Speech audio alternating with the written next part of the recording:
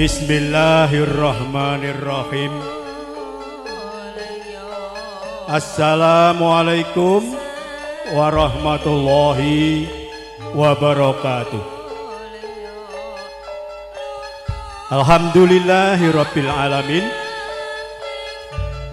Wassalatu wassalamu ala asrofil anbiya'i wal mursalin wa ala alihi wa ashabihi ajmain. Asyhadu an la ilaha illallah wa asyhadu anna Muhammadan abduhu wa rasuluh. Allahumma shalli ala Muhammad wa ala ali Muhammad amma ba'd.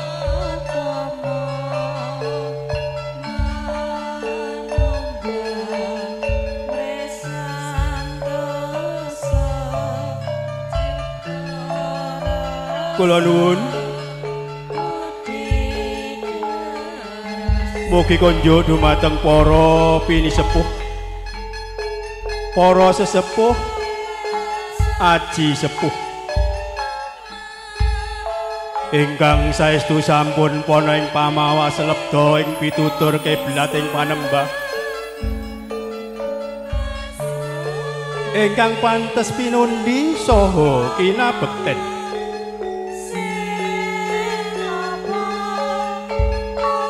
Para tamu kakung miwah putri ingkang dahat sinedahan,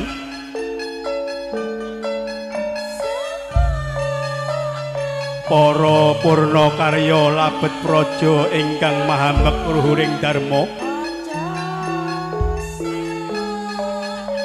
para kadang muda werda ingkang tinangsulan ing reh kautamen.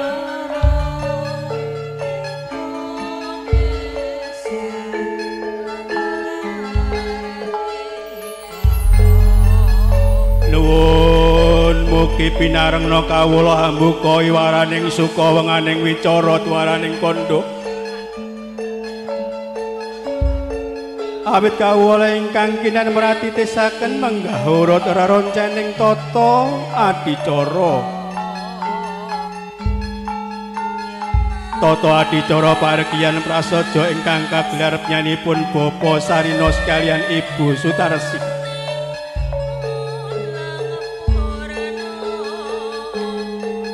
Namung saderengipun sumangga tansah kula dherekaken sami manungku puja, ngunjukaken raos puji dalah syukur wonten ngarsanipun Gusti ingkang murba ing dumadi. Bilih sampun kepareng-paring kathah sanget kanikmatan saengga kula panjenengan saged kempal wonten ing papan menika kanthi wilujeng kalih sing rubeda nir ing sambikala.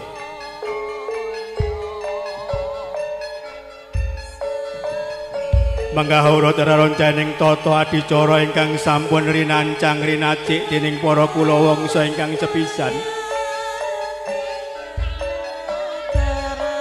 Sowanipun Siratmaja temanten putri mijil saking sasana busana.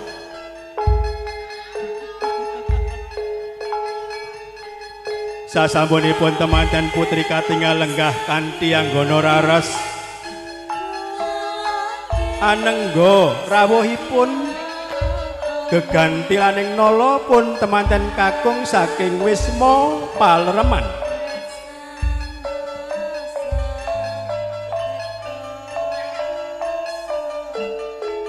Ladrang wilujeng ing mangke hangiringi tindakipun temanten kakung saking Wisma Palereman tumuju madyaning paragian saperlu badhe hanetepi tata cara pasrah saha panampi.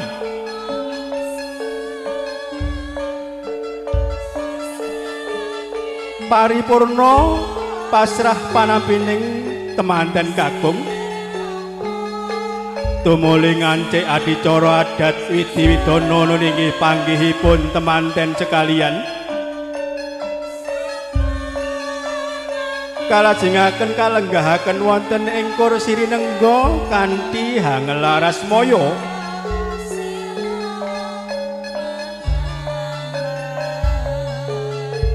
Madyaning suka ing kalenggahan menika mangke nyanipun Bapa Sarina sekalian Ibu Sutarsih kepareng marak ngabiyantara wonten ngarasanipun para tamu kakung miwah putri ingkang saperlu badhe atur pambagyawarja wilujeng.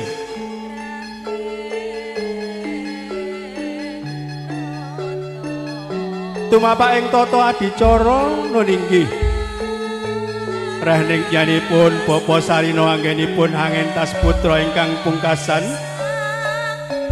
badhe kawontenaken tata cara tumplak punjen.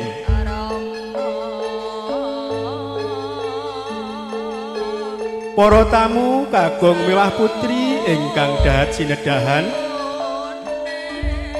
kados mekaten urut raroncaning tata adicara ingkang menika wonten keparengipun para tamu kakung miwah putri tansah nyekecakaken anggenipun lelenggahan kanthi mardu mardikaning penggalih sinambi anengga tumapak ing tata adicara ingkang salajengipun.